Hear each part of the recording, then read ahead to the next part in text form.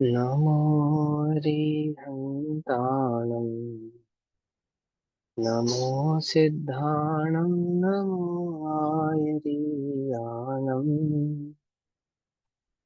नमो अध्यायाणं नमो लोये सहसाहुनं।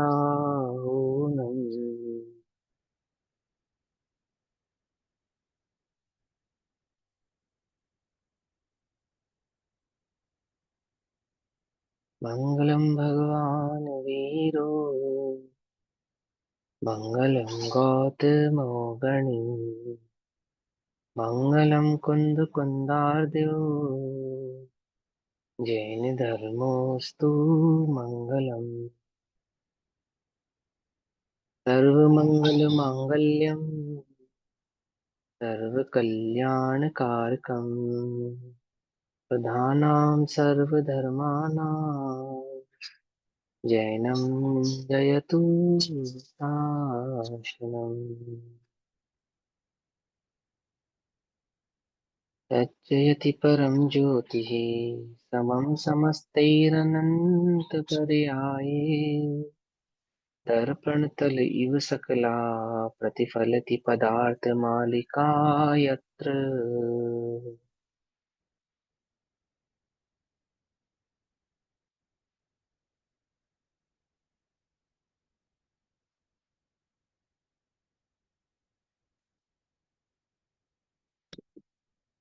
हमारी रात्रिकालीन कक्षा का विषय चल रहा है श्री आचार्य अमरचंद्र देव द्वारा कृत पुरुषार्थ सिद्धि उपाय, अपर नाम जिन प्रवचन रहस्य कोश। जिन प्रवचन रहस्य कोश अर्थात जिनेन्द्र देव के द्वारा प्रतिपादित आगम का रहस्य है ना, उसका ये खजाना रखने का स्थान। कोश यानी कि एक पिटारा। ठीक। और भावार्थ से समझे तो पुरुषार्थ सिद्धि उपाय अर्थात जो प्रयोजन भूत तत्व है, प्रयोजन भूत पदार्थ है ना, उसकी सिद्धि का उपाय। तो प्रयोजन भूत पदार्थ कौन है? प्रयोजन भूत पदार्थ है मैं स्वयं, भगवान आत्मा। तो अपनी ही प्राप्ति के उपाय का जो भाव समझाए उसका नाम है पुरुषार्थ सिद्धि उपाय। ऐसे पुरुषार्थ सिद्धि उपाय ग्रंथ में श्रावक धर्म के संज्ञान में सम्यक ज्ञान अधिकार की चर्चा चल रही है। और सम्यक ज्ञान अधिकार को समझाते हुए 36 नंबर के श्लोक की चर्चा चल रही है। 36 नंबर का श्लोक, पहले श्लोक पढ़ते हैं। श्लोक कहता है, ग्रंथार्थो भयपूर्णं काले विनयेन सोपधानं च बहुमानेन समन्वित मन्निन्नहं ज्ञानमाराध्यम्। अर्थात सम्यक दर्शन को प्राप्त करने के पश्चात सम्यक ज्ञान की आराधना के 8 अंगों की चर्चा चल रही है। वह सम्यक ज्ञान कार्य रूप से परिणमित होता है, सम्यक दर्शन कर्ता रूप से परिणमित होता है। क्यों? क्योंकि सम्यक दर्शन प्रकट करने के पश्चात ही ज्ञान सम्यक ज्ञान नाम पाता है। उस सम्यक ज्ञान की आराधना को, उस सम्यक दृष्टि जीव को विनय पूर्वक करना चाहिए। और उस सम्यक ज्ञान के जो अंग है, किस प्रकार से सम्यक ज्ञान की आराधना की जाती है, उसका भाव इस श्लोक नंबर 36 के माध्यम से चल रहा है। पेज नंबर 74 पे आ जाएंगे। 74 पेज नंबर पे कालाचार की चर्चा चल रही थी। ठीक है ना। अभी तक हमने कौन कौन से पढ़े? व्यंजनाचार, अर्थाचार, उभयाचार, और चौथे नंबर पे चल रहा है कालाचार। व्यंजनाचार किसको कहना? अक्षर को समझना, अक्षर को पढ़ना आना, अक्षर को बोलना आना, अक्षर को लिखना आना, ये कहलाता है व्यंजनाचार। इसमें अक्षर और शब्द दोनों गर्भित हो जाते हैं। ठीक। सही उच्चारण होना, सही प्रकार से सुन समझ पाना, अथवा सही प्रकार से बोल पाना, सही प्रकार से लिख पाना, ये सब क्या कहलाता है? व्यंजनाचार कहलाता है। अथवा लिखे हुए अक्षरों का आदर करना, ये सब व्यंजनाचार के भाव हैं। तत्पश्चात होता है अर्थाचार, कि जो अक्षर लिखा है उसका अर्थ क्या है। ठीक। वो क्या कहलाता है? वो कहलाता है अर्थाचार। फिर होता है उभयाचार। उभयाचार अर्थात आगम में उस अर्थ का क्या भाव है, उसका नाम उभयाचार है। ठीक। जैसे पुरुष शब्द है, पुरुष शब्द है ना, अपने ग्रंथ का नाम पुरुषार्थ सिद्धि उपाय है। तो इसमें ये शब्द कैसे बना? पुरुष जमा अर्थ जमा सिद्धि जमा उपाय, ऐसे ही पुरुषार्थ सिद्धि उपाय बना। तो पुरुष शब्द लिखना आना, बोलना आना, पढ़ना आना। फिर इस पुरुष शब्द का अर्थ क्या होता है? अर्थाचार। कि लोक में पुरुष अर्थ का शब्द होता है मेल, MELE मेल, है ना, या आदमी। लेकिन आगम में पुरुष शब्द का अर्थ होता है द्रव्य। क्या अर्थ होता है? द्रव्य। तो अर्थाचार की अपेक्षा से पुरुष का अर्थ तो मेल होता है, लेकिन उभयाचार की अपेक्षा से उसी पुरुष का जो भाव होता है उसका अर्थ होता है द्रव्य। क्यों होता है? ऐसा क्यों होता है? क्योंकि पुरुष शब्द जिस भाव से मिलकर बना है, किस भाव से मिलकर बना है? जो अपना कार्य करने में स्वयं समर्थ हो, जिसे अन्य की आवश्यकता ना हो, उसे पुरुष कहते हैं। हिंदी व्याकरण डिक्शनरी के अनुसार पुरुष की क्या परिभाषा है? जो अपना कार्य करने में स्वयं सक्षम हो और अपना कार्य करने के लिए जिसको दूसरे की आवश्यकता ना पड़े, उसको पुरुष कहते हैं। तो लोक में आदमी को पुरुष नाम से प्रयुक्त कर दिया जाता है। तो लोक में पुरुष कहना, आदमी को पुरुष कहना, वो क्या है? वो रूढ़िवाद है, जो हमने समय रूढ़ ने आदि पढ़े थे इसी सम्यक ज्ञान की आराधना में, नयों के स्वरूप को समझते समय, है ना, कि वो रूढ़ि अर्थ है। उसका वास्तविक व्याकरण अर्थ क्या है? जिसको अपना कार्य करने की के लिए दूसरे की आवश्यकता ना पड़े, उसको पुरुष कहते हैं। और उभयाचार में यानी आगम में ऐसा कौन है जिसको अपना कार्य करने की स्वयं किसी अन्य की आवश्यकता नहीं पड़ती? कि छह द्रव्य ऐसे हैं जिन्हें अपना कार्य करने के लिए किसी अन्य की आवश्यकता नहीं पड़ती। तो पुरुष शब्द का अर्थ हो जाता है उभयाचार की अपेक्षा से द्रव्य। उस पुरुष के साथ अर्थ जोड़ने पर क्या शब्द बनता है? प्रयोजन। क्या शब्द बनता है? प्रयोजन। तो प्रयोजन भूत द्रव्य क्या बन गया? पुरुषार्थ। प्रयोजन भूत द्रव्य तो क्या शब्द बन गया? पुरुषार्थ। सिद्धि माने प्राप्ति का उपाय। तो प्रयोजन भूत पदार्थ या द्रव्य की प्राप्ति का उपाय क्या बन गया? पुरुषार्थ सिद्धि उपाय। तो क्या भाव निकल कर आया आगम उभयाचार की अपेक्षा से? पुरुषार्थ सिद्धि उपाय का क्या क्या भाव आता है? कि आत्मा की प्राप्ति के उपाय को पुरुषार्थ सिद्धि उपाय कहते हैं। आई बस समझ में?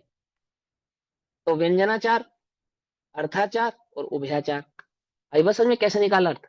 अब इस उभयाचार के पश्चात कालाचार की चर्चा चल रही है। कालाचार के संदर्भ में अधिकतम चर्चा हम कर चुके थे, बाकी जो बची ही चर्चा है वह करते हैं। एक बार पढ़ते हैं कालाचार किसको कहते हैं।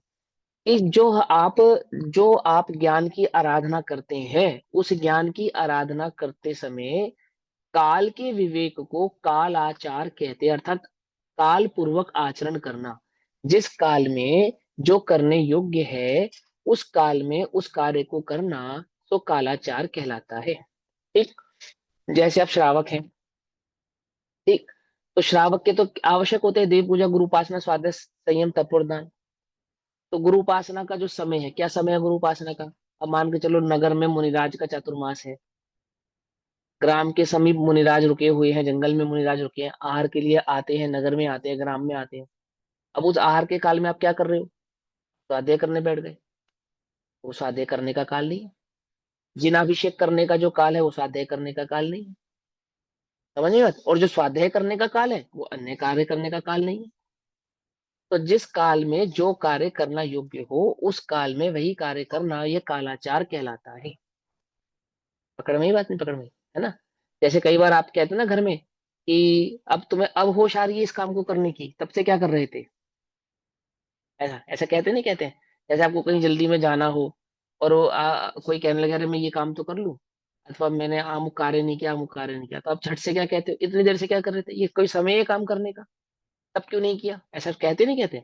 ऐसे इसको कहते हैं कालाचार। क्या कहते हैं? कि सम्यक ज्ञान की आराधना भी समय के आधार से की जाती है। समय के आधार से की जाती है अर्थात आपकी भूमिका क्या है, आपकी योग्यता क्या है, और आपकी भूमिका और योग्यता के आधार से आराधना करना तो कालाचार कहलाता है। अब प्रश्न, क्योंकि यह ग्रंथ किसकी मुख्यता से लिखा जा रहा है? श्रावक की मुख्यता से लिखा जा रहा है ना? और श्रावक की मुख्यता से लिखा जाने पर भी किस श्रावक की मुख्यता से लिखा जा रहा है? कि उत्तम श्रावक की मुख्यता से लिखा जा रहा है ना? क्योंकि उपदेश की शैली जब समझाई गई थी तो क्या कहा गया था? कि उपदेश तो मुनि बनने का दिया जाता है, अर्थात शुद्धोपयोग को प्राप्त होने का दिया जाता है। तुम शुद्धोपयोग को प्राप्त नहीं हो सकते, शुद्धोपयोग को अर्थात मुनि बनने को, अर्थात कि हर अंतर मुहूर्त में आत्मानुभव को प्राप्त हो, ऐसे भाव को प्राप्त करने का उपदेश दिया जाता है। आप नहीं कर सकते, कोई बात नहीं, हर 15 दिन में करो। दूसरे नंबर पे क्या आएगा? हर 15 दिन में करो। तो 15 दिन में करो का मतलब क्या हुआ? कि पंचम गुण स्थानवर्ती श्रावक बनो। तो पंचम गुण स्थानवर्ती श्रावक जो होते हैं, उन श्रावकों में भी जो मुख्य श्रावक होते हैं वो कौन होते हैं? वो एल्लक और शुल्लक होते हैं। ठीक। तो उन एल्लक और शुल्लकों की व्यवस्था के अनुसार यह कालाचार का उपदेश किया जा रहा है। आती है बात समझ में? क्यों किया जा रहा है? क्योंकि साधुओं को तो दो ही काम है, ज्ञान ध्यान, ज्ञान ध्यान, ज्ञान ध्यान, तीसरा कोई काम नहीं। तीसरा कोई काम ही नहीं है उनके पास तो। लेकिन जो श्रावक हैं, उनके पास ज्ञान और ध्यान से अतिरिक्त भी अन्य कार्य हैं। क्योंकि श्रावक कितने प्रकार का होता है? कि 11 प्रतिमाओं की अपेक्षा से 11 प्रकार का होता है।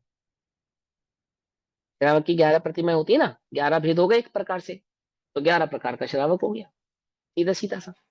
और उस 11 प्रकार के श्रावक से अन्य भी एक श्रावक होता है। ये बात हम आपको क्यों समझा रहे हैं? इस बात को कहने के पीछे का लॉजिक क्या है? लॉजिक यह है कि जब हम किसी भाव को पढ़ें या समझें, तो उसकी प्रयुक्ति को ध्यान से समझें कि वहां किसको ध्यान में रखकर ये बात कही जा रही है। हमें भी ध्यान में आनी चाहिए ना। आपने कहा श्रावक, तो श्रावक के नाम पे हमें क्या नजर आता है? श्रावक के नाम पे हमें ये नजर आता है, व्यापार धंधा करता हो, भोग आदि भोगता हो और संपत्ति और सोचना। लेकिन भैया जो व्यापार के त्यागी होता है, वो भी श्रावक होता है। समझे? जो भोग उपभोग आदि का सीमित भाव रखता है अथवा उनका त्याग होता है, ऐसा भी श्रावक होता है। पीछे कमंडल वाला भी श्रावक होता है। क्या कहा? आई बात समझ में? नहीं समझ में? पीछे कमंडल वाला भी श्रावक होता है। ठीक। बौद्धों के साहित्य में जैनों का वर्णन करते हुए, ठीक है ना, धम्म पिटक, धम्म पिटक में कथा आती है। तो अरहतों का वो वहां पर स्वरूप बता रहे हैं। अरहतों का, अरहतों का मतलब जैनियों का, है ना। तो वहां कहते हैं कि उनके संग में विचित्र प्रकार के मुनि होते हैं। क्या कहा? जैनियों के संग में विचित्र प्रकार के मुनि होते हैं। कहाँ लिखा? बौद्धों के त्रिपिटक में लिखा। क्या विचित्रता है? कोई तो एक वस्त्र धारण करता है, कोई तो दो वस्त्र धारण करता है, और कोई तो नगन ही होता है। सोचो, जिस समय त्रिपिटक लिखे जा रहे थे बौद्धों के, उस समय संघ की व्यवस्था कैसी थी? नगन साधु थे। ठीक। और एक वस्त्र और दो वस्त्र वाले अलग क्षुल्लक थे, है ना। वस्त्र वालों को तो वे छोटा साधु कहते हैं, अर्थात एल्लक अथवा क्षुल्लक, है। और निर्ग्रंथ को वो बड़ा साधु कहते हैं। ऐसा बुद्धों के त्रिपिटक में लिखा है। तो बहुत समकालीन रहे होंगे ना वो। तो उन्होंने जैनियों के संघ की व्यवस्था देखी। तो संघ में क्या होते हैं? जो लंगोट अथवा एक वस्त्र अथवा दो वस्त्र धारण करके मुनि जैसी चर्या पालन करते हैं, वे भी श्रावक ही होते हैं, श्रावक कहलाते हैं। समझे ना। और जो ब्रह्मचारी आदि होते हैं, सातवीं प्रतिमा आदि वाले, वे भी श्रावक होते हैं। ठीक। तो सबकी एक व्यवस्था है ना।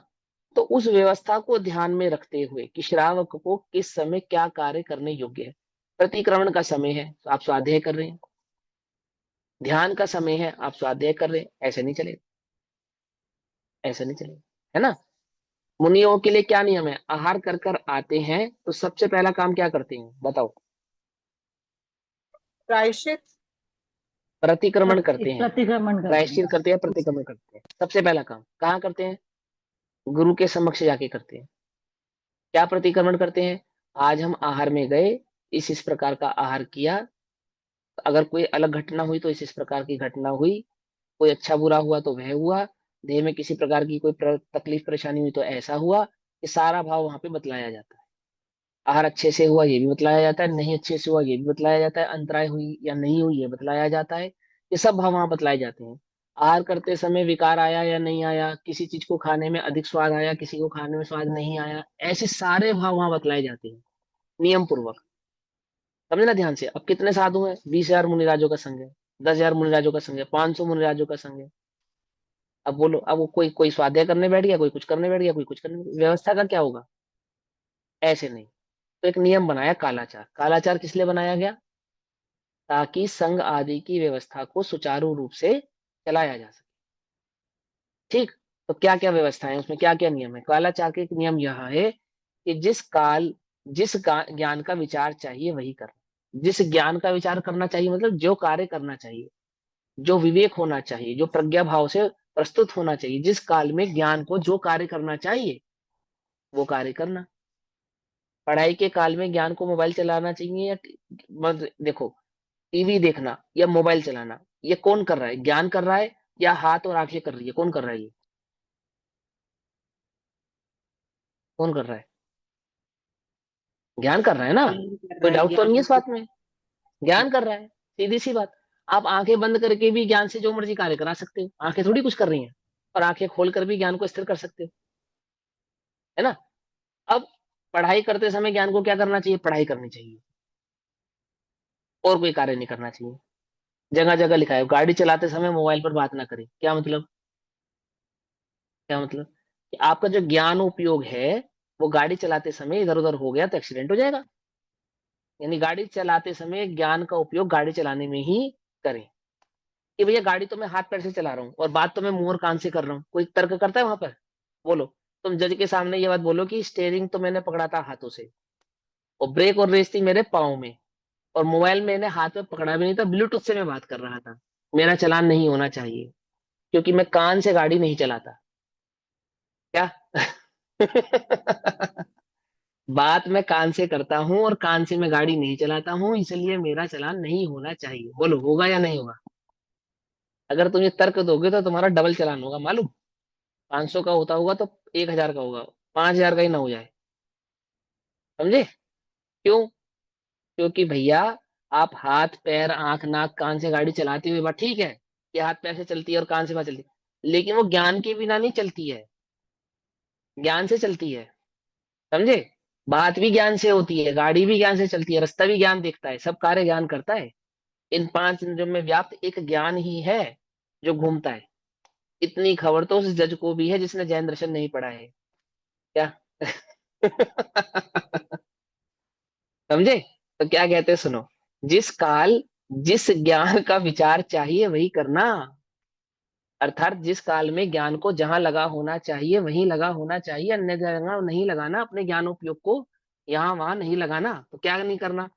तो देखो, 4 संधि के काल बताए। सबसे पहले सूर्योदय, सूर्यास्त, मध्याह्न और मध्य रात्रि। संधि काल मतलब जब दो समय मिलते हैं उसको संधि काल कहते हैं। ये संधि काल किस चीज के लिए प्रयुक्त नियुक्त कर दिए गए? ये सामायिक अथवा ध्यान के लिए नियुक्त कर दिए गए। पंचम गुण स्थानवर्ती श्रावकों को भी ये 4 समय की सामायिक अनिवार्य है, मालूम। और मुनिराज तो निरंतर ध्यान में होते ही हैं, वे तो प्रतिपल ही सामायिक में होते हैं। तथापि अनिवार्य रूप से ये 4 समय उनके लिए भी सामायिक के ही होते हैं। तो अर्ध निशा का सन्नाटा, वन में वनचारी चरते हो, तब शांत निराकुल मानस तुम तत्वों का चिंतन करते हो। मध्य रात्रि। समझ में बात नहीं? समझ में है ना? तो क्या कहते हैं, इसके पहले और पीछा का मुहूर्त संध्या काल है। मतलब 1 घड़ी पहले और 1 घड़ी बाद का जो मुहूर्त है वो संध्या काल कहलाता है। अब मुहूर्त तो 48-48 मिनट का होता है, तो मुनिराजों के लिए जो मुहूर्त नियुक्त होता है वो तो 48-48 मिनट का ही होता है। लेकिन श्रावक आदि की अपेक्षा से 24-24 मिनट के समय को भी मुहूर्त कहते हैं। 24-24 मिनट का जो टाइम होता है ना, वो भी मुहूर्त के अंतर्गत ही आता है।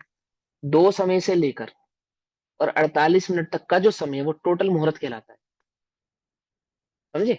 और अंतर मुहूर्त होता है ना, अंतर मुहूर्त 3 प्रकार का होता है, ये मालूम। मध्यम, जघन्य और मध्यम, जघन्य और उत्कृष्ट उत्कृष्ट उत्तम। उत्कृष्ट उत्कृष्ट, उत्कृष्ट। उत्कृष्ट, है ना। हाँ, जघन्य, मध्यम और उत्कृष्ट। तो उत्कृष्ट अंतर मुहूर्त तो 48 मिनट का ही होता है, ठीक। लेकिन मध्यम अंतर मुहूर्त वो 24 मिनट का होता है, ठीक। और जो जघन्य अंतर मुहूर्त होता है वो 2 समय से कुछ अधिक समय का होता है। सम्यक दर्शन जो होता है, तो आत्मानुभूति कितनी देर के लिए होती है? कितनी देर के लिए होती है? एक कितनी अंतर होती मुहूर्त है की ज्ञान होती का है, मालूम। विषय बन जाए। हाँ, एक अंतर मुहूर्त की होती है। तो वो एक अंतर मुहूर्त कौन सा होता है? सबसे सूक्ष्म अंतर मुहूर्त होता है। कितना सूक्ष्म अंतर मुहूर्त होता है? कि 2 समय से कुछ अधिक का समय होता है। कितना अधिक होता है? कि उतना कि वह छद्मस्त के ज्ञान का विषय बन सके, उतना। उसको उसको उपचार से 2 4 5 6 8 समय ऐसा कहा जाता है, उपचार से यानी सबसे थोड़ा काल, थोड़ा काल उपचार से कहा जाता है। आती है बात समझ में? वो भी अंतर मुहूर्त होता है। अब एक अंतर मुहूर्त तक यदि जीव लगातार ध्यान को प्रकट कर ले, प्राप्त हो जाए, तो केवल ज्ञान प्रकट हो जाता है। ये पढ़ा है ना आपने? तो अंतर मुहूर्त कितने मिनट का होता है वो जो केवल ज्ञान को प्रकट करने में समर्थ होता है? यदि करना नियोग की चार शुभ सही सही विभव। गणना से, हाँ, अगर चार करना शुभ नियोग विभव या की, ऐसे बोल सकते हाँ मैं बतलाता हूँ, यदि करना नियोग की सही गणना लगाई जाए, एक्चुअल गणना लगाई जाए, तो वो 48 मिनट का नहीं होता, वो 12 13 14 मिनट का ही होता है बस। क्या कहा? यदि वो अंतर मुहूर्त, जिस अंतर मुहूर्त को लगातार ध्यान में लग्न होने से, निमग्न होने से टपक श्रेणी मांडकर केवल ज्ञान प्रकट कर लेता है जीव, वो अंतर मुहूर्त कितनी देर का होता है? उस कॉन्टिन्यूटी का जो अंतर मुहूर्त होता है वो ज्यादा से ज्यादा 12 13 मिनट का होता है। मैक्सिमम बता रहा हूँ, मैक्सिमम होता तो इससे भी कम है। मैक्सिमम कैसे होता है भैया? ये देखो सुनो, जो छठे गुण स्थान का काल होता है उससे आधा काल सातवें गुण स्थान का होता है। जो सातवें गुण स्थान का समय होता है उससे आधा काल आठवें गुण स्थान का होता है। फिर इसी प्रकार से आठवें गुण स्थान से आधा काल नौवे का, नौवे से आधा दसवें का, दसवें से आधा ग्यारहवें का, ग्यारहवें दसवें से आधा 12वें का। अगर उपशम छपक श्रेणी मांडी है तो 11वां नहीं आएगा ना बीच में, और फिर वो 13वां 14वें का। तो वो कितने देर का काल है कि अगर आप सही सही गिनती अगर वहां लगाते हैं, गणना करते हैं, तो ज्यादा से ज्यादा 12 13 14 मिनट निकल कर आते हैं। हालांकि वहां तो सेकंडों की बात है, पर मैं आपकी अपेक्षा से समझा रहा हूँ उसको। तो मैं ये बात क्यों समझाना चाहता हूँ, यहाँ समझाना चाहता हूँ कि यह अंतर मुहूर्त का मतलब ऐसा मत समझ लेना कि 48 मिनट पीछे और 48 मिनट आगे ही है, ऐसा ही है, ऐसा नहीं। अब 24 24 मिनट का भी समय अंतर मुहूर्त कहलाता है ना? और 20 20 मिनट का समय आगे पीछे का भी अंतर मुहूर्त ही काउंट होता है। तो अंतर मुहूर्त क्योंकि वहां पे जो बात की जाती है वो सर्वोत्कृष्टता से की जाती है, तो आप 48 48 मिनट से समझ सकते हैं। कंफ्यूजन तो नहीं हो रहा? कोई बात समझ में आ रही है? जैसे शाम मान के चलो 6 बजे दिन छिपता है फॉर एग्जाम्पल, तो 6 बजे दिन छिपेगा तो 48 मिनट तो 6 बजे के बाद के, और 48 मिनट 6 बजने से पहले के, तो टोटल कितने हो गए? पौने 2 घंटे हो गए। तो पौने 2 घंटे तक समाई या ध्यान का काल नहीं होता है, ठीक है ना? पौने 2 घंटे नहीं होता, कितना समय होता है? वो मैक्सिमम 50 मिनट का ही समय होता है। तो क्या समझ में आया इससे? कि वो 24 मिनट पहले और 24 मिनट बाद, जो श्रावक आदि रात्रि भोजन के त्यागी होते हैं, उन्हें उत्कृष्टता से तो अंतर मुहूर्त पहले यानी कि 48 मिनट पहले ही रात्रि भोजन का त्याग कर देना चाहिए दिन छिपने से। तथापि किन्हीं किन्हीं कारणों में 24 मिनट पहले का समय भी क्या है, अपवाद रूप से स्वीकार किया गया है। उसकी कोई आपत्ति वाली बात उसमें नहीं। समझ में ही बात ऐसा? चलो आगे करते हैं। फिर क्या कहते हैं कि, भैया, एक बार ये कालाचार फिर से एक्सप्लेन कर दो थोड़ा सा। ये जो आपने ये बताया, सूर्योदय, सूर्यास्त और मध्याह्न और मध्य रात्रि, इन चारों समयों में अपने को ये चार समय ध्यान का समय, क्योंकि संधि काल है देखो ऐसा। सुनो भैया, संधि काल में क्या नाम है, स्वाध्याय नहीं करना चाहिए, जैसे लोग कहते हैं ना ये तो सब समय पढ़ने का नहीं है। नहीं, तो ये देखो, चार समय संधि काल का है, पहले ये बता दो बस। हाँ ये 4 समय संधि काल है, क्लियर हो गया। समाई के काल है। संधि काल यानी 2 समय जुड़ते हैं, एक सुबह 4 बजे के सब, यानी कि जब सूर्य उदय होने वाला होता है, तो उदय होने वाला होता है तो उसमें 48 मिनट पहले और 48 मिनट बाद। फिर दोपहर में 12 बजे जब दिन बदलता है, 12 बजे के बाद दिन बदलता है, दोपहर जिसको कहते हैं, दूसरा पहर, पहर का यानी दिन का दूसरा पहर। तो जब दिन बदलता है 12 बजे के बाद, तो वो जो 12 बजे से 48 मिनट पहले और 48 मिनट के बाद का समय। इसी प्रकार जब सूरज छिपता है, तो सूरज छिपता है तो उस समय 48 मिनट पहले और 48 मिनट बाद। तत्पश्चात रात्रि में 12 बजे के बाद, 12 बजे के समय जब उसमें पहर बदलता है 12 बजे का, तो उसमें भी 48 मिनट पहले और 48 मिनट बाद का जो समय है, ये चार काल संधि के काल कहलाते हैं, यानी कि 2 दिनों के मिलने के काल को संधि काल कहते हैं। ठीक। और इन 2 दिनों के मिलने के संधि काल का ही नाम वहां पर संध्या काल है, और ये संध्या काल ध्यान के लिए उपयुक्त किए गए हैं। अब जैसे कोई लोग कहते हैं कि भैया ये संधि का काल है, यहाँ पे आमुक आमुक ग्रंथ नहीं पढ़ने चाहिए, तो सबसे पहले आप जो ये बात की तर्क करते हैं ना पढ़ना नहीं चाहिए, वो संधि के काल में क्या कर रहे होते हैं? सुबह 4 बजे आप क्या कर रहे होते हो? सो रहे होते हो। तो वैसे ही नहीं पढ़ रहे होते तुम तो भैया, है ना? रात्रि में 12 बजे क्या कर रहे होते हो? तब भी सो रहे होते हो। अब बचे 2 समय, एक दिन के 12 बजे का और एक संध्या के समय का, ये दो झगड़े हैं ना। तो सुनो भाई, सामायिक करने के अपेक्षा से वहां स्वाध्याय करने का निषेध है, बस। स्वाध्याय करने का निषेध नहीं है, सामायिक करने की अपेक्षा से स्वाध्याय करने का निषेध। फिर कोई कहे कि वो सामायिक तो आत्मानुभव के साथ आत्मानुभूति का नाम है, मेरा उपयोग तो आत्मा में लगता नहीं है, मैं क्या करूं? तो क्या कहते हैं, अनुप्रेक्षा करो, चिंतन करो, ध्यान करो।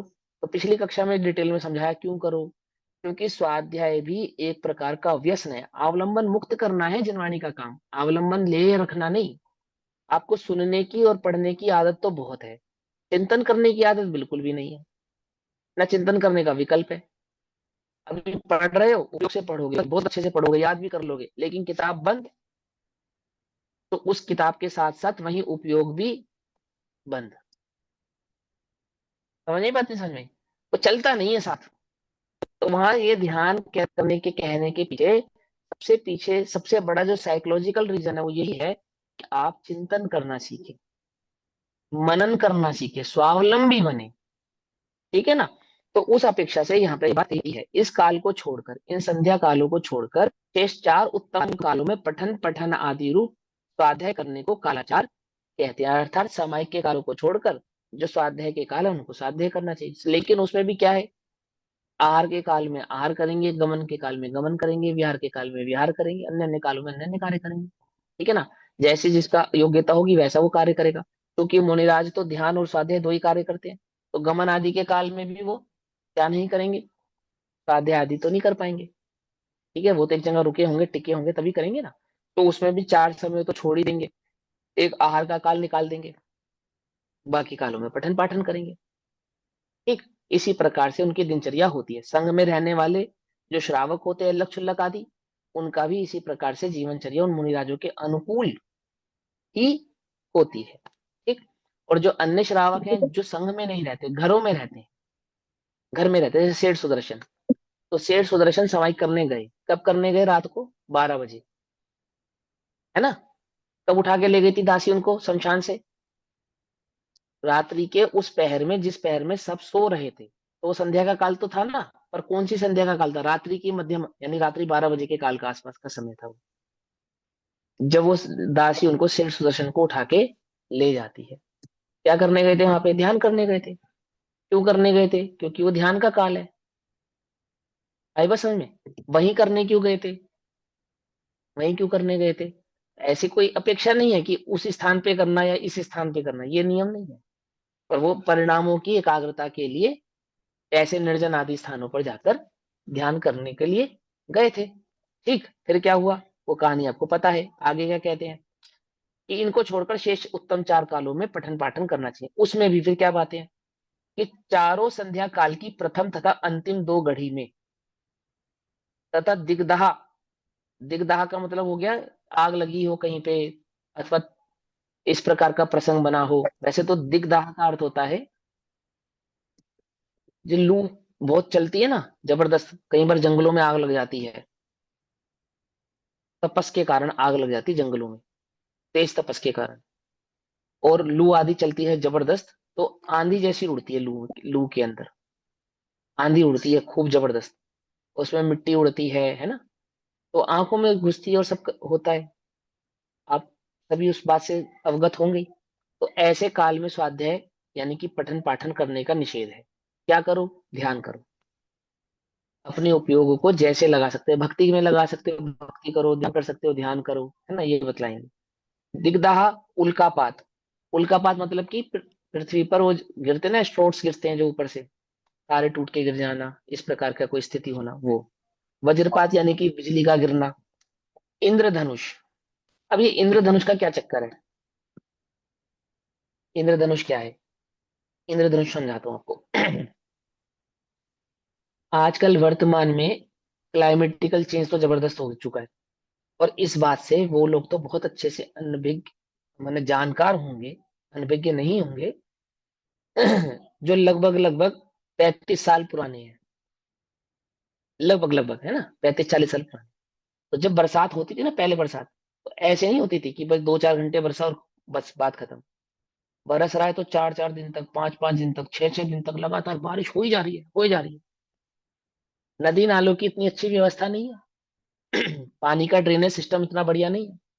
पानी भर जाता है, घुटनों तक भर जाता है, पाँव पाँव तक भर जाता है। समझे नहीं समझे? और आपने देखा होगा जब जबरदस्त बरसात होती है ना, खूब जबरदस्त, वो इंद्रधनुष तब निकलता है। ऐसे बरसात के मौसम में जब धूप निकलती है तो क्या होता है, इंद्रधनुष निकलता है। उस इंद्रधनुष के समय में कीट पतंगे बहुत हो जाते हैं, छोटे छोटे जीव, दिन की रोशनी में, धूप की रोशनी में खूब जीव हो जाते हैं। ऐसी स्थिति बनती है। देखने में तो सुंदर लगता है, परंतु वास्तव में क्या होता है, जगह जगह कीचड़ पानी भरा हुआ और ऐसी स्थिति होती है। अब तो इंद्रधनुष देखने को नहीं मिलता। लेकिन व्रत उस स्थिति में जिन्होंने देखा है वो समय व्रत इंद्रधनुष का, तो कैसा 6 6 दिन तक बरस रहा है, 7 7 दिन तक बरस रहा है, रुक ही नहीं रहा है, रुक ही नहीं रहा है ना, ऐसा खूब। और खूब बादल छा गए, एकदम काला मौसम हो गया बिल्कुल जबरदस्त, और वज्रपात हो रहा है, वज्रपात हो रहा है इन सेंस खूब बिजली कड़क रही है। ठीक। तो वज्रपात के बाद इन्होंने इंद्रधनुष लिया। तो उस स्थिति में क्या होता है कि वो स्थिति भी क्या कहते हैं, वो ध्यान की स्थिति है।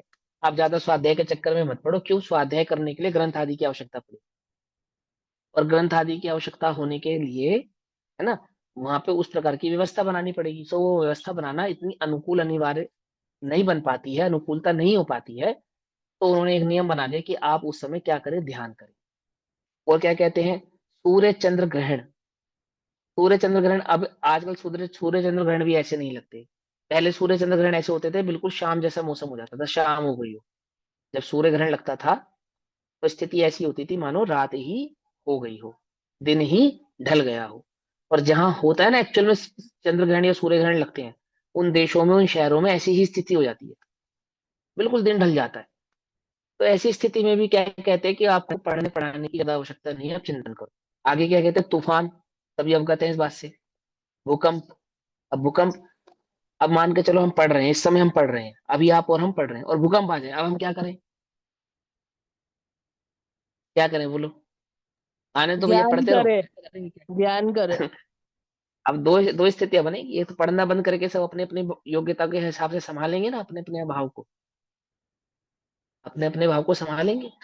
कोई अपने को संभालेगा, जो कोई घर को संभालेगा, मुनिराज होंगे तो आत्मा को संभालेंगे, श्रावक आदि होंगे तो अब उस समय पढ़ते रहेंगे, ऐसा नहीं है। ग्रंथ को संभाल कर अच्छे से उच्च स्थान पर, सही स्थान पर रखकर, और क्या करेंगे, अपना ध्यान आदि के भाव को धारण करेंगे। जैसी जिसकी कषाय होगी, किसी की मंद होगी तो वो मंदता रूप पर वर्तेगा, तीव्र होगी तो तीव्रता रूप पर वर्तेगा। क्योंकि यहाँ पे श्रावक मुनि धर्म की अपेक्षा से कथन चल रहा है, तो वो मंदता रूप ही वर्तेगा। तो मंदता रूप की प्रवृत्ति किस प्रकार से करेंगे, कि इस प्रकार से करेंगे। और आगे क्या कहते हैं, उत्पातों के काल में सिद्धांत ग्रंथों का पठन पाठन वर्जित है। अब यहाँ पे सिद्धांत ग्रंथों का पठन पाठन वर्जित है, ऐसा क्यों है? तो आप ये समझ लीजिए कि सिद्धांत ग्रंथ ऐसे ग्रंथ हैं जो धारणा के बिहाव पर पढ़े नहीं जा सकते। क्या कह रहे हैं हम? बात समझ में आ रही? मान के चलो अभी मुझे आपको कर्णन योग का विषय पढ़ाना है, फॉर एग्जाम्पल 3 लोक का विषय पढ़ाना है, तो क्या करूंगा बोलो? मैं स्मृति के बल पे नहीं पढ़ा सकता आपको वो बात, बिल्कुल भी। क्योंकि उसमें जो कैलकुलेशंस हैं, जो गणना है, कदाचित कोई जीव स्मृति के बल पे भी पढ़ा सकते हैं, ऐसा नहीं है, नियम नहीं है, परंतु वो विरले ही है। जो मूल सैद्धांतिक ग्रंथ होते हैं, जैसे छठखंडागम आदि, ये जो मूल सैद्धांतिक ग्रंथ है जिनमें सिद्धांतों की चर्चा की गई है, उन सिद्धांतों को समझने के लिए, समझाने के लिए क्या चाहिए, कि वो ग्रंथ मौजूद होना चाहिए, सामने मौजूद होना चाहिए। मात्र स्मृति के बल पे संपूर्ण सिद्धांत ग्रंथ का पठन पाठन होना संभव नहीं है। क्योंकि वहां पे बहुत प्रकार की अपेक्षाएं हैं, बहुत प्रकार के सूत्र हैं, सूत्रों का बहुत प्रकार का भाव है, कई प्रकार का अर्थ है। वो सभी भाव आप सिर्फ स्मृति के बल पे कह सके, तो वो हर किसी के लिए संभव नहीं है। हर किसी, जो कर्णन के विशेषज्ञ होते हैं ना, वो भी जब पढ़ाते हैं और अगर चार्ट उनके सामने ना हो तो वो भी कंफ्यूज हो जाते हैं, मालूम? देख लेना, क्लासेस कक्षा पढ़ते हुए समझ लेना। बहुत विशेषज्ञ होते हैं, पुस्तक सामने नहीं होती है, चार्ट सामने नहीं होता है, और कोई प्रश्न पूछ ले तो बात इधर उधर हो जाती है। क्यों हो जाती है? क्योंकि सिर्फ और सिर्फ स्मृति के बल पे नहीं पढ़ा सकते आप। लेकिन स्मृति के बल पे आप भक्ति कर सकते हैं, स्मृति के बल पे आप अध्यात्म को समझ सकते हैं, स्मृति के बल पे आप तत्वों के स्वरूप को समझ सकते हैं। समझे नहीं समझे? उसके लिए बहुत विशेष स्मृति की जरूरत नहीं है। परंतु सिद्धांत के लिए, जिसको न्याय आदि के ग्रंथ कहा जाता है, उनके लिए बहुत विशेष स्मृति की आवश्यकता पड़ती है। अब इसका अर्थ ये नहीं है, क्या अर्थ नहीं है, कि षटखंडागम तो सिद्धांत ग्रंथ हो गए और समय सार आदि ये सिद्धांत ग्रंथ नहीं है। कहीं कहीं कुछ कुछ जीव ऐसा कहते हैं। गुरुदेव से पूछा, पुरुषार्थ सिद्धि के उपाय का प्रवचन करते समय गुरुदेव से पूछा गया कि गुरुदेव, ये समय सार, नियम सार, प्रवचन सार आदि ये सिद्धांत ग्रंथ है या नहीं है? तो गुरुदेव ने कहा, भैया सिद्धांत ग्रंथ है, ऊंचे ग्रंथ है। कौन कहता है सिद्धांतिक ग्रंथ नहीं है? ये सिद्धांत किसको कहते हैं बताओ आप, चलो मालूम?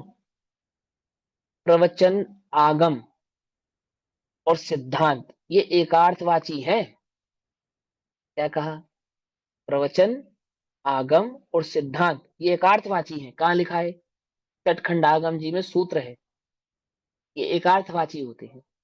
प्रवचन, आगम और सिद्धांत एकार्थवाची होते हैं, यानी कि अध्यात्म आदि के ग्रंथ भी सिद्धांत ही जानना, वे सिद्धांत से कुछ अलग हैं। समय सार, नियम सार, प्रवचन सार आदि जैसे ग्रंथ सिद्धांत से कुछ अलग हैं, ऐसा नहीं है। जिनकी ये मान्यता है कि मात्र षटखंड आगम ही आगम है, यानी सिद्धांत है, अन्य आगम सिद्धांत नहीं है, तो ऐसा नहीं, ऐसा नहीं। ठीक। तो क्या कहते हैं कि सिद्धांत ग्रंथों का पठन पाठन वहां पर वर्जित है। हाँ, अब ये सिद्धांत ग्रंथों के आधार से गुटके बनाए जाते हैं। गुटके समझते हो? गुटके समझते हो? नहीं समझते? छोटी छोटे पुस्तकों को छोटे। गुटका कहते हैं। हाँ, हाँ, जैसे सम्यसार छोटी जी का पुस्तक, है वो छोटी। हाँ हाँ हाँ, गुटखा कहते हैं छोटी पुस्तकों को। ठीक। वो गुटखा नहीं वो लोग खाते हैं जिस जगत में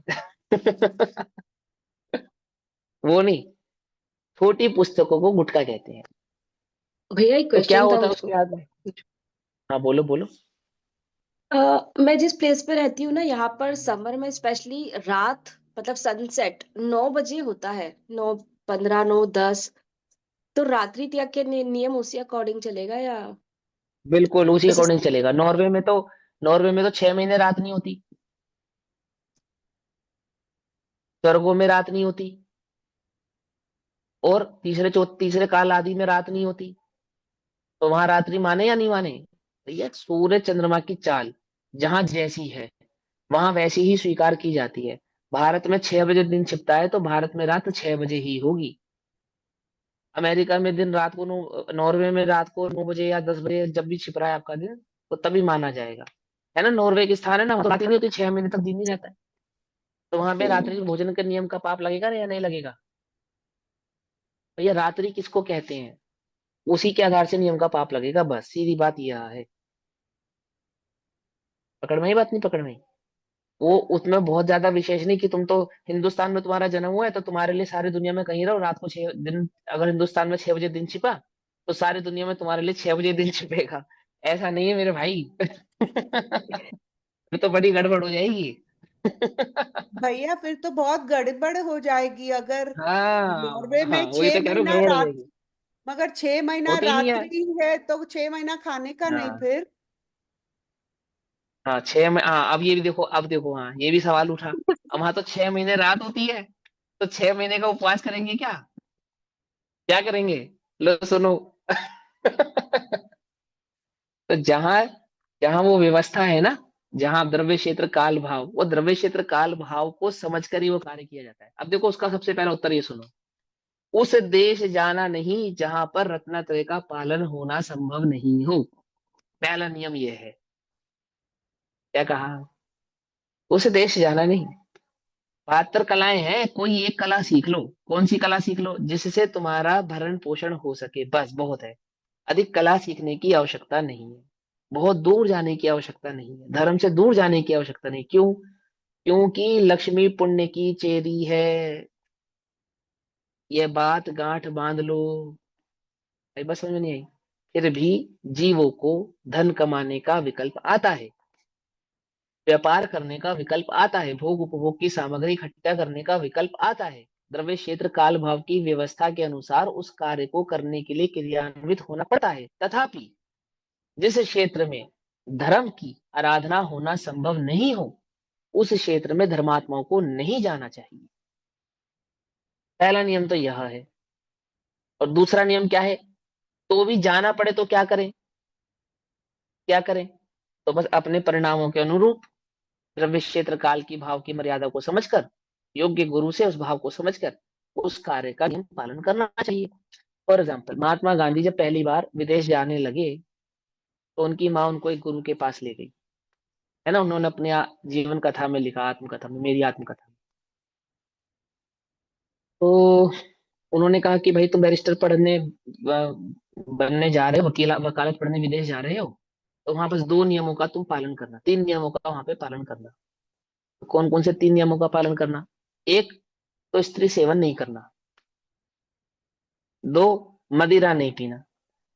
और तीन, मांस भक्षण नहीं करना। ये तीन नियमों का तुम वहां पर पालन करना, बस ये तीन नियम, बस, और कोई दूसरा कोई नियम नहीं। इतना ही पालन करना तो बहुत होगा। महात्मा गांधी जी ने कहा बाद में आकर कि इन तीन नियमों की वजह से आज मैं जो कुछ हूं इन तीन नियमों के कारण हूं, यदि मैंने इनका अनुपालन नहीं किया होता तो शायद मैं आज गांधी, महात्मा गांधी नहीं होता। आई वो समझ में?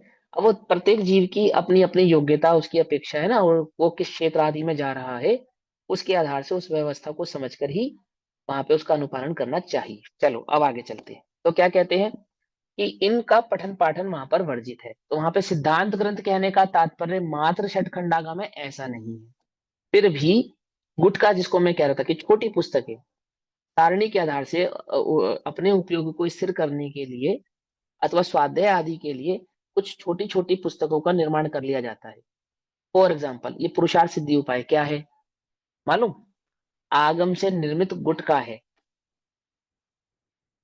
पकड़ में मत, एक छोटा ग्रंथ बनाया जो सूत्रों में लिखा गया है, श्लोकों में लिखा गया है। आप तो इसकी हिंदी पढ़ रहे हैं, पर ये लिखा कैसे गया? श्लोकों में लिखा गया है। और श्लोक जैसे भक्तांबर के श्लोक याद कर लेते हैं हम, ऐसे इसके श्लोक याद किए जा सकते हैं। और इनके श्लोकों को पढ़ने मात्र से आपको भाव भी भाषित हो जाएगा, क्योंकि इनके श्लोक इतने गूढ़ और इतने गहरे नहीं है। देखो फॉर एग्जाम्पल, जो सूत्र हम पढ़ रहे हैं उसी सूत्र का श्लोक पढ़ते हैं, पेज नंबर 73 पे 36 नंबर का श्लोक। तो देखो श्लोक क्या कह रहा है। श्लोक कहता है, ग्रंथार्थो भय पूर्णम। ग्रंथों का अर्थ, ग्रंथों का अर्थ और भय, ग्रंथ अर्थ उभय, ग्रंथ अर्थ उभय पूर्णम, ग्रंथार्थो भय पूर्णम। ग्रंथ अर्थ उभय, काल, काल ही, अब काल का हम स्वरूप पढ़ ही रहे हैं। तो ग्रंथार्थो भय पूर्णम काले विनयेन तोपधानम च मने। और ठीक है ना, सूत्र पढ़ रहे हैं ना हम कि सम्यक ज्ञान की आराधना में क्या क्या होना चाहिए। ग्रंथ यानी कि व्यंजन, यानी कि अक्षरों का ज्ञान होना चाहिए, अर्थ का ज्ञान होना चाहिए, उभय रूप ज्ञान होना चाहिए, काल का ज्ञान होना चाहिए, विनय होना चाहिए, शोक साधन होना चाहिए, च बहुमानेन, बहुमानता से पढ़ना चाहिए, बहुमान होना चाहिए, बहुमानेन समन्वित मनिन्नवम ज्ञानमाराध्यम, अर्थात निन्नव नहीं होना चाहिए, है ना। आदि इस प्रकार के 8 भाव होने चाहिए, इससे ज्ञान की आराधना होती है। बस सूत्र सिंपल श्लोक। तो ऐसे श्लोकों से, जैसे हम भी क्या करते थे, अपनी ही बता रहे हैं हम, सच्ची बात है ये, फिजिक्स के आंसर याद नहीं होते थे आसानी से, तो उनको गा गा के याद करना पड़ता था, गा गा के मालूम, गाने के जैसा याद कर लेते थे उसको, फिजिक्स के आंसर को। और वो गाने जैसे ही घूमता रहता था और गाना जैसे लिख देते थे। ठीक है, पकड़ में ही बात नहीं, पकड़ में। ये जो आपको मालूम है, ये जो संगीत है, संगीत, संगीत का जो उद्गम हुआ वो किस लिए हुआ? आपको क्या लगता है? नाचने गाने के लिए हुआ है बस? ये नाचने गाने के लिए नहीं हुआ है। जिनका उपयोग बहुत स्थूल होता है ना, ऐसे स्थूल वालों को संगीत के माध्यम से शिक्षा दी जाती है। पकड़ में ही बात नहीं, पकड़ में ही। जैसे मैंने आपको पहले ही बताया, कथकली, कथकली क्या कहता है कि वो नृत्य के माध्यम से कथा को कहता है। तो जिनको कथा, अब मान के चलो कोई व्यक्ति फॉर एग्जाम्पल बहरा है, तो भी वो कथकली को देख के रामायण देख सकता है, सुन सकता है, समझ सकता है। एक भी शब्द नहीं बोलेंगे वो, और कथकली में पूरी रामायण दिखा देंगे आपको। रावण का वध भी दिखा देंगे, स्त्री का हरण भी दिखा देंगे, लक्ष्मण का वो विद्या लग गई वो भी दिखा देंगे अहिल्या के द्वारा, उनके माध्यम से, है ना। और उसका वो विद्या दूर हो गई ये भी दिखा देंगे, सब दिखा देंगे। किसमें? उस कथकली के नृत्य में। क्या है संगीत? क्या है? शिक्षा का आदान प्रदान करने का एक तरीका है नृत्य भी। अब नृत्य शास्त्र जब आप पढ़ोगे तब आपको ये बात समझ में आएगी कि नृत्य शास्त्र में कितनी गुणता है, कितनी रहस्य है।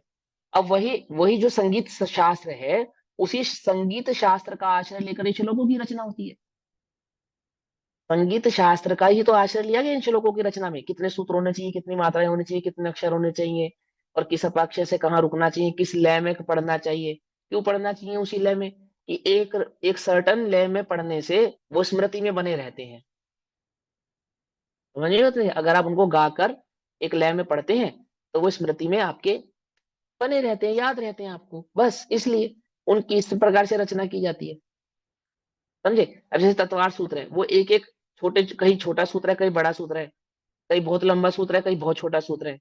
ऐसे सूत्र चलते ना, कहीं दो शब्द अक्षरों का ही सूत्र आ जाता है, कहीं 6 अक्षरों का सूत्र आता है, कहीं 18 अक्षरों का सूत्र आता है, ऐसे आता नहीं आता है।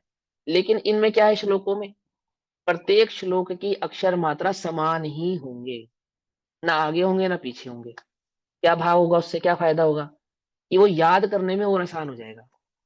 और अगर कोई श्लोक आपने गड़बड़ किया तो अक्षर कम हो जाएगा, अक्षर कम हो गया इसका मतलब श्लोक में कुछ गड़बड़ हो गई। पकड़ में ही बात, नहीं पकड़ में ही? समझे नहीं समझे? तो इस प्रकार के भाव के कारण इन तरह के श्लोकों की रचना की जाती है। रत्नाकरण शावकाचार्य श्लोकों में लिखा गया है, और ऐसे बहुत सारे ग्रंथ जो श्लोकों में लिखे गए हैं। तो क्यों लिखे गए हैं? स्मृति में बनाए रखने के कारण, स्मृति में बने रहें, इसलिए श्लोकों में लिखे जाते हैं। पूरा का पूरा वर्तमान युग काव्य शास्त्र में लिखा गया है, मालूम?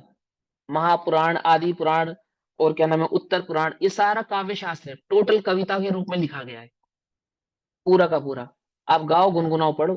अब रामचरितमानस कहने वाले गा गा कर सुनाते, नहीं सुनाते? याद रहता है उनको, याद रहता है, सिंपल सी बात है। स्वयंभू स्तोत्र है, स्तोत्र के रूप में आपको सारे तीर्थंकरों की निर्माण भूमि आदि आदि, वो निर्माण कांड, निर्माण कांड में क्या होता है, सभी तीर्थंकरों के कहाँ पे किसको मोक्ष हुआ, कहाँ से किसको मुक्ति, वो सारा याद हो जाता है आपको।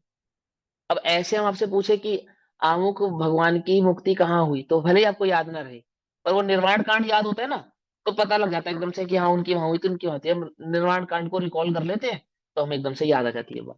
तो स्मृति में बनाए रखने के लिए उनको क्या करते हैं, उनको लयबद्ध संगीतमय कर देते हैं, ताकि वो स्मृति में बना रहे। सिंपल सी बात है। तो इस प्रकार की रचनाएं वो क्या कहलाती हैं? वो रचनाएं भले ही आगम गर्भित होती हैं, अध्यात्म गर्भित होती हैं, सूत्र गर्भित होती हैं, तो भी वो आगम नहीं कहलाते, अर्थात सिद्धांत सूत्र नहीं कहलाते। होती तो उनमें बात सिद्धांति की है, पर वो सिद्धांत सूत्र इस अपेक्षा से कहलाते नहीं है। तो क्या कहते हैं यहाँ पर? सिद्धांत ग्रंथों का पठन पाठन वर्जित है। अब आचार्य अमरचंद्र देव कितने वर्ष पहले हुए? 1000। बोलो। 1000 वर्ष पहले हुए। अब 1000 वर्ष उस समय इस प्रकार की पद्धतियां मौजूद थी, लिखने की, पढ़ने की, सुनने की, बोलने की, क्या पद्धति मौजूद थी? और वहां ग्रंथ सिद्धांत किसके, किस हिसाब से किसको स्वीकार किया जा रहा था, वो हमें समझना पड़ेगा। ठीक है ना? तो आचार्य अमृतचंद्र देव के समक्ष वो जो समय सार आदि रखे हैं, वो जो नियम सार हैं, वो क्या है? क्या है? नियम सार, प्रवचन सार, समय सार, सिद्धांत ग्रंथ ही है, ऊंचे ग्रंथ ही है। आत्मा के सैद्धांतिक वैभव को बतलाने वाले हैं वो। ये बात तो मैं इतनी बात इसलिए कह रहा हूं कि किन्हीं को ये विकल्प हो कि वो सिद्धांत ग्रंथ नहीं है, तो ऐसा नहीं है। अब प्रमाण तो मेरे पास एक बुद्धि, मेरा विवेक, प्रज्ञा है, दूसरा गुरुदेव है। गुरुदेव ने अपने प्रवचन में ऐसा स्पष्ट कहा। ठीक, आगे कहते हैं, सुनो।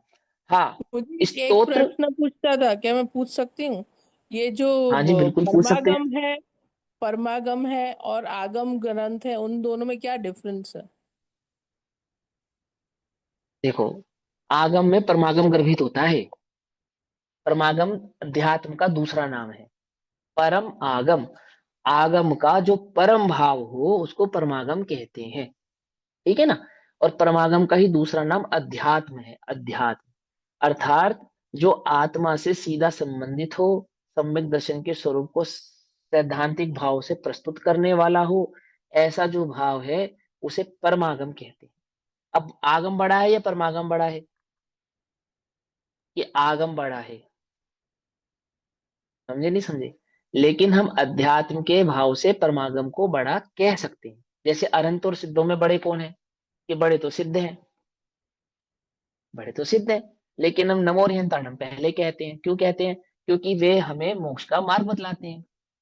है तो सिद्ध बड़े, पर कहते हैं अर्यंतों को बड़ा है।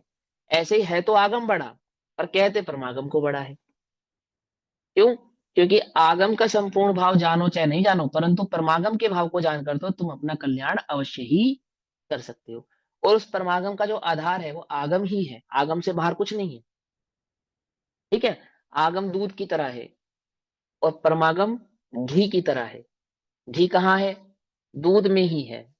दूध को बिलोने से, मथने से, जमाने से ही वो घी निकल कर आएगा।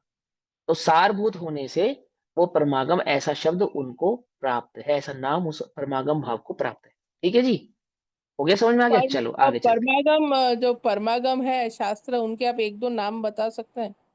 एक दो। हैं। समय सार, नियम सार, प्रवचन सार, अष्टपाहुड़, पुरुषार्थ सिद्धि उपाय, ये सब परमागम ही है। आगम भी ये है सब और परमागम है। परमागम भी है। बिल्कुल बिल्कुल 100%। आगम भी है, परमागम भी है।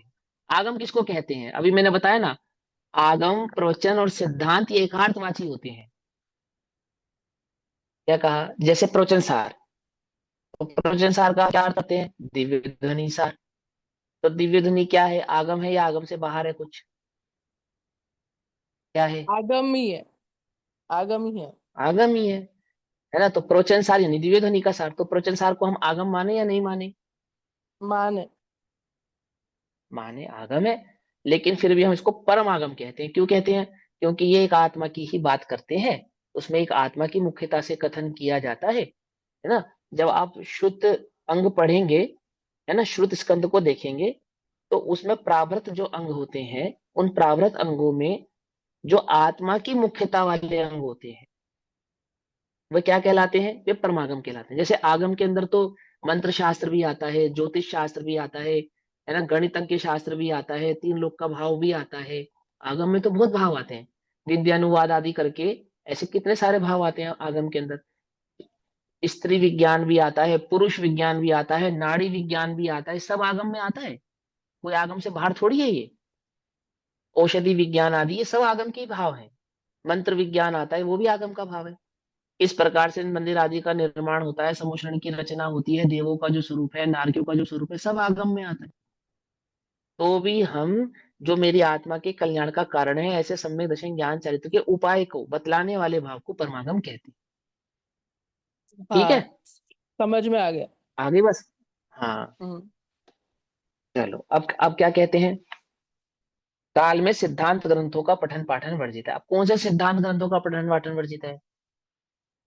कि वो सभी सिद्धांत ग्रंथ ही समझना, है ना। और जो श्लोक आदि के आधार से, उन्हीं सिद्धांत ग्रंथों को आधार बनाकर जो श्लोक आदि की हम रचना कर लेते हैं, ठीक है ना, वो आप पढ़ सकते हैं। देखो क्या लिखा है, हाँ, ऐसे स्पेशल करके बोला, हाँ, स्तोत्र। स्तोत्र। अब आपको मालूम, हम पुरुषार्थ सिद्धि उपाय पढ़ रहे हैं, ये किस शैली में लिखा गया है? स्तोत्र की शैली में लिखा गया है, ये मालूम? आप तो मीमांसा स्तोत्र है। पूरे न्याय के कितने बड़े बड़े ग्रंथ, अष्ट सहस्त्री जैसे ग्रंथ लिखे गए, है क्या वो? स्तोत्र है। पकड़ में ही बात नहीं पकड़ में? अब बोलो, अष्ट सहस्त्री जैसी रचना को पढ़कर और आप ये कहे कि ये स्तोत्र के ऊपर लिखी गई है, कल्पना करो। अब उस स्तोत्र को हम आगम माने या आगम नहीं माने? क्या माने बोलो? कि अष्ट सहस्त्री को तो एक बार हम आगम कह सकते हैं भैया, उस स्तोत्र को आगम कैसे कहें? स्तोत्र तो हम पढ़ सकते हैं, लेकिन स्तोत्र का सारा भाव तो देखो वही तो है। पूरा न्याय भरा है उसके अंदर, टोटल ए टू जेड, प्रत्येक सूत्र के अंदर, प्रत्येक कारिका में एक न्याय उजागर किया गया है। तो मैं बता रहा हूँ आपको क्यों किया गया है। जो मूल आगम ग्रंथ होता है, जैसे षटखंडागम, धवला, जयधवला, महाधवला आदि बड़े बड़े ग्रंथ, सिद्धांत ग्रंथ हैं, उनमें से भाव को निकालकर प्रमुख प्रमुख भाव की मुख्यता से जो स्तोत्र आदि की रचना कर ली जाती है, जैसे ये पुरुषार्थ सिद्धि उपाय, जैसे रत्नाकर्ण श्रावकाचार, समझे या नहीं समझे? स्तोत्र है ये। आप इनका स्वाध्याय कर सकते हैं, पढ़ सकते हैं, पठन पाठन कर सकते हैं। इनका इनका वर्जित नहीं किया। क्यों वर्जित नहीं किया गया? स्मृति के बेस पे भी कहे जा सकते हैं, सुनाए जा सकते हैं, पढ़े जा सकते हैं, समझे जा सकते हैं। इसलिए तो क्या कहते हैं कि हाँ, स्तोत्र, आराधना, आराधना अर्थात भक्ति आदि, धर्म कथादिक अर्थात प्रथमान युग। क्यों? वर्तमान योग पूरा का पूरा काव्य शास्त्र है, टोटल। जब जब आचार्य अमरचंद्र देव कथान योग की बात कर रहे हैं ना, तो वहां हिंदी नहीं घूम रही उनके दिमाग में, वो संस्कृत के विशेषज्ञ हैं, आचार्य अमरचंद्र देव स्वयं। हम जब वर्तमान योग ऐसा शब्द सुनते हैं, तो हमें हिंदी में लिखी हुई कहानियां ध्यान में आती है। बोलो आती है या नहीं आती है ना? लेकिन जब आचार्य वर्तमान योग कहते हैं, तो संस्कृत के काव्य आते हैं उनके दिमाग में, उनके मन में संस्कृत के काव्य घूमते हैं। कुछ बात समझ में आ रही है? क्या आ रहा है उनके मन में जब वो कहते हैं कथान योग? तो हिंदी विंदी नहीं आ रही उनके माइंड में, ये तो हिंदी पन्नालाल जी शास्त्री आदि आदि इन सबने लिखी है। आचार्यों ने तो काव्य में रचना की है उसकी, एक गीत की तरह लिखा है उसको, मानो कोई गीत गुनगुनाता है ना, ऐसा लिखा है। इसको समस्त वर्तमान युग को, विपुल साहित्य वर्तमान युग का, और सारा ऐसे लिखा गया है। चाहे विजोधर विजोधर काव्य लिखा गया हो, और चाहे अन्य कोई काव्य लिखे गए हो, सब सब काव्य की शैली में लिखे गए हैं। पकड़ में ही बात नहीं? पकड़ में ही? तो उनको आप पढ़ सकते हैं, वो गीत की तरह है, एक आधी लाइन ऊपर नीचे हो जाएगी, कोई बात नहीं, चलेगी कहानी। समझे? ऐसा एक आधी लाइन ऊपर नीचे सिद्धांत में हो जाती है तो गड़बड़ हो जाती है। ठीक है? नहीं सीख है? लेकिन काव्य आदि भावों में हो जाती है तो कोई बात नहीं। स्तोत्र आदियों में अगर कोई स्तोत्र भूलोगे आप, तो पता लग जाएगा, क्योंकि वो एक लिमिटेड अक्षरों से बनाया गया, आदि आदि वो सब नियम मैंने आपको बताया ना, इसलिए। तो स्तोत्र, जैसे अब हमें स्तोत्र के नाम पे क्या याद आता है? भक्तांबर स्तोत्र, ज्यादा से ज्यादा कल्याण मंदिर स्तोत्र, और थोड़ा गहराई में चले जाएंगे तो पारसनाथ स्तोत्र है ना, धरणेन्द्र पद्मावती स्तोत्र, ऐसे ऐसे जो आप लोग जनरली पढ़ते हो। आप तो मीमांसा आदि स्तोत्रों को स्तोत्र कहते हैं। ठीक है? भक्तांबर आदि स्तोत्र हैं, देवागम कल्याण स्तोत्र। मंदिर स्तोत्र, हाँ। लेकिन वो जो देवागम स्तोत्र है, आप तो मीमांसा जिसके ऊपर लिखा गया, हाँ, देवागम स्तोत्र, वो है मूल स्तोत्र, तो उनको कहते हैं। इतिहास में सर्वप्रथम सबसे पहले लिखा गया जो भक्ति स्तोत्र है, काव्य है, वो कौन है? वो देवागम स्तोत्र है। हाँ, आप पूछो भैया, कौन पूछ रहा है, क्या पूछ रहा है? भैया एक्चुअली स्तोत्र का एक्चुअल मतलब क्या होता है? स्तोत्र मैंने बताया ना, भक्ति के भाव से कहा गया जो काव्य होता है उसको स्तोत्र कहते हैं, जिसके अंदर भगवान के गुणानुवाद को दर्शाया गया हो, भगवान के गुणों को बतलाया गया हो, वो सब स्तोत्र होते हैं। अब व्याकरण की अपेक्षा से तो स्तोत्र की और भी परिभाषा है, लेकिन समझने की अपेक्षा से आप इतना भी समझ सकते हैं। ठीक। फिर आराधना, आराधना भक्ति के परिवेश में आता है। उसके बाद धर्म कथानादि यानी कि वर्तमान योग के ग्रंथ पढ़ सकते हैं। ठीक, अब आगे चलते हैं। फिर 5वें नंबर पे आता है विनयाचार।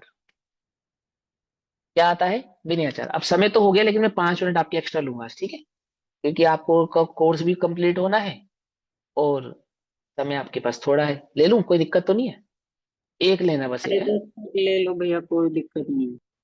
हाँ, वैसे तो समूह में 2.5 घंटे का प्रवचन होता है, देखो भाई सुनो। ठीक है ना? लगभग। तो 1 घंटे में 5-10 मिनट एक्स्ट्रा हो जाए तो देखो, बुरा नहीं मानना। सुनो आप, विनयाचार तथा किस रीति से ज्ञान आराधना करना। ज्ञान की जो आराधना होती है उसकी एक रीति है, किस रीति से करना? बोले विनय यानी कि नम्रता युक्त, उद्दत नहीं होना, बड़े सॉफ्टली, बड़े पोलाइटली, सीखने की जिज्ञासा के साथ, समझने की भावना के साथ। उद्यत यानी कि क्रोध में, भागते भागते, जल्दी जल्दी में, और ठीक है सीख लेंगे, और उपयोग को इधर उधर भटका कर, ऐसे नहीं। अब आप सीखने बैठे हैं, पढ़ने बैठे हैं, तो उसका क्या विनय होना चाहिए कि भैया चलो सब बैठे हैं तो हम भी बैठ गए, और उपयोग यहाँ वहां भटक रहा है, ध्यान कहीं जा रहा है, कभी कुछ कर रहे हैं कभी कुछ कर रहे हैं, ऐसे नहीं। बोले ये अविनय है। विनय क्या है? यदि आपने पढ़ने के लिए 1 घंटा निकाला है, तो विनय पूर्वक, नम्रता पूर्वक 1 घंटे अपने उपयोग को वहां लगाना, ध्यान से लगाना, ध्यान से सुनना, उपयोग को लगाकर, टकटकी लगाकर सुनना, ये क्या कहलाता है? ये विनय कहलाती है। और किस भावना से सुनना? ये मेरे कल्याण की बात है, ये मुझे समझनी चाहिए, मुझे समझ में नहीं आ रही तो किस प्रकार से मैं इसको समझ लूं, सीख लूं। ऐसे सीखने के परिणाम से, शास्त्र आदि को पढ़ना, सीखने के परिणाम से, कक्षा आदि प्रवचन आदि को सुनना, कल्याण के परिणाम से उसके महत्व को, उसको भाव को जानने का प्रयास करना, यह कहलाता है विनयाचार, विनय पूर्वक। अब आप अपना ज्ञान बघारने के लिए बैठोगे तो आपको वो बात समझ में नहीं आएगी। ठीक है ना। अंतिम बात कहते हैं, देखो, मैं तो अपने जीवन के इस अनुभव से ये बात सच्ची में कह सकता हूं कि जितना ज्ञान विनय से आता है उतना ज्ञान पढ़ने से नहीं आता। और ये सच्ची बात है। आप बहुत पढ़ लो, बहुत सुन लो, उससे इतना ज्ञान नहीं आता है।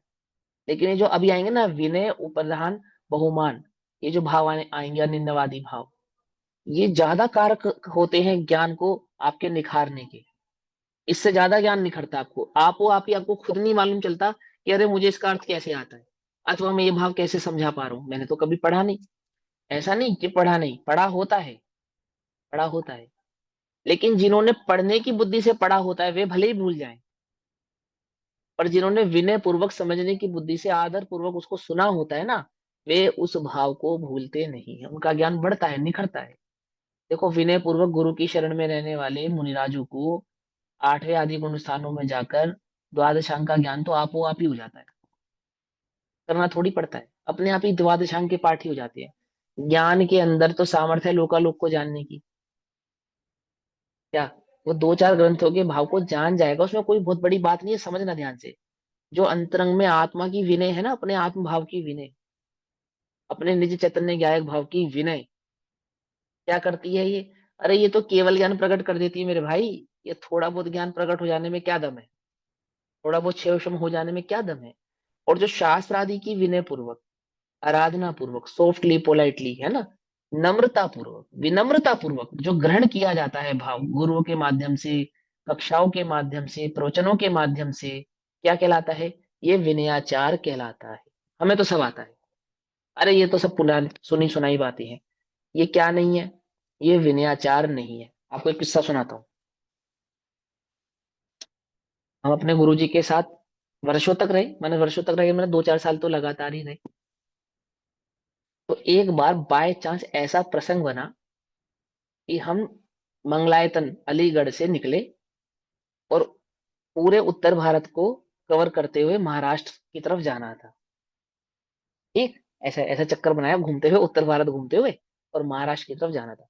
तो क्या होता था कि मंगलायतन के बाद जब निकले तो 2 दिन एक जगह रुके, 2 दिन एक जगह रुके, 3 दिन एक जगह रुके, 2 दिन एक जगह रुके, 3 दिन एक जगह रुके।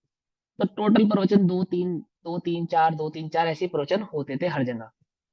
अब बाय चांस संयोगिक बात ये बनी कि वो जितने भी क्षेत्रों में हम गए, वो सारे के सारे क्षेत्र कैसे थे कि बहुत अधिक स्वाध्याय जीवों के क्षेत्र नहीं थे। ठीक। तो अब गुरुजी शतलेस्या का एक पाठ पढ़ाते थे। वो 3 या 4 प्रवचनों का पाठ था, उसको 3 प्रवचन में भी क्लियर कर सकते थे और 5 प्रवचन में भी कर सकते थे। तो जहां 2 दिन रुकते थे वहां 3 प्रवचन या 4 प्रवचन होते थे, वहां 3-4 प्रवचनों में कर देते थे। जहां 3 दिन रुकते थे वहां उसी पर 6 प्रवचन कर देते थे। लेकिन वो 3 प्रवचनों चाहे 6 प्रवचनों, वो 6 लेशिया को वो पूरा का पूरा डिट्टो वही प्रवचन होता था। अब 3 महीने तक लगातार, मैं तो गुरुजी के साथ कॉमन हूं ना, पब्लिक तो सारी बदल जाती है लेकिन मैं तो कॉमन नहीं रहता हूँ, तो गुरुजी भी वही रहते हैं। तो वो 3 महीने तक 6 लेशे पढ़ाते रहे और हम 3 महीने तक 6 लेशे ही पढ़ते रहे। और गजब की बात ये थी, उदाहरण वही, परिभाषा वही, भाव वही, कुछ भी एक शब्द यहाँ से वहां अलग होता नहीं था। तो 3 महीने बीत गए, रोज वही शटलिशिया, सुबह शटलिशिया, शाम शटलिशिया, अगले दिन शटलिशिया, 3 महीने लगातार। तो तीसरा जो महीना चल रहा था, तब गुरु जी ने वहां एक सभा में ये बात खुद ही बोली। गुरु जी कहना का तात्पर्य मेरा कि हमारे जो गुरु है ना, पंडित सुमत प्रकाश जी, बाल ब्रह्मचारी सुमत प्रकाश जी, उनकी बात मैं बता रहा हूँ। अब मैं अपनी बढ़ाई के लिए नहीं कह रहा हूँ, ये बात मुझे तब समझ में आई कि विनयाचार किसका नाम है। तो उन्होंने वो बात सभा में बोली कि मुझे ये विकल्प सता तो 2 महीने से रहा है, पर आज कहता हूँ, आज बोलता हूँ कि ये बच्चा मेरे साथ बहुत, मैंने 6-8 महीने से है और पिछले 3 महीने से ये सुबह शाम शतलेशा का ही प्रवचन सुन रहा है लेकिन इसने एक बार भी मुझसे आकर ये नहीं कहा कि आप ये रोज शतलेशे पढ़ा रहे हो, कुछ नया तो पढ़ाओ, मैं पढ़ने आया हूँ आपके पास। पकड़ में याद। और दूसरी बात, ये एक भी दिन प्रवचन में लेट नहीं हुआ, ये एक भी दिन प्रवचन में पीछे आके नहीं बैठा, इसने एक दिन भी प्रवचन में आंख नहीं झपकाई। मैं नोटिस कर रहा हूँ इसको, ना ये आंख झपकाता है, ना ये इधर उधर होता है, और ऐसे सुनता है मानो पहली बार ही सुन रहा हो। और पक्की बात, मैं सुनता भी ऐसे था, मुझे लगता था ये प्रवचन में पहली बार सुन रहा हूँ। मुझे ये कभी विकल्प नहीं आया, ये तो मैं कल सुन चुका हूँ या परसों सुन चुका हूँ। अब ये बात मैंने क्यों बताई, ये बात सच्ची है। यदि आप विनय पूर्वक जिन वचन को सुनते हैं, आप यकीन मानिए कि आपने भले ही थोड़ा पढ़ा हो, तो आप कितना ज्यादा सीख जाएंगे आप खुद नहीं जानते, आपको खुद नहीं मालूम। कभी ये विचार नहीं करना जिन वचन को सुनते हुए, "अरे ये तो हमने वहां सुना था, ये तो हमने ऐसा सुना था, और ये तो हम जानते हैं, और ये तो हमें पता है, ये तो हम तुम्हें पढ़ा देंगे ना"। ऐसा नहीं। ये विनयाचार कहलाता है। जिन वाणी के द्वारा बताए गए श्रुति के मार्ग को विनम्रता पूर्वक ग्रहण करने का नाम है विनयाचार। ठीक। प्रमाती, हमें तो मालूम है ये अविनय है, हम तो सब जानते हैं ये अविनय है, ये विकल्प तुम्हें बीज वाणी के मर्म को समझने सीखने नहीं देगा। समझ रहे हो? अब समय पूरा हुआ, बाकी चर्चा कल करेंगे। तब के लिए सभी को जय जिनेन्द्र। ओम नमः सिद्धि। निज निधि निज में बताई यह अनंत, उसी के लिए जिन वाणी माँ को वंदना शत।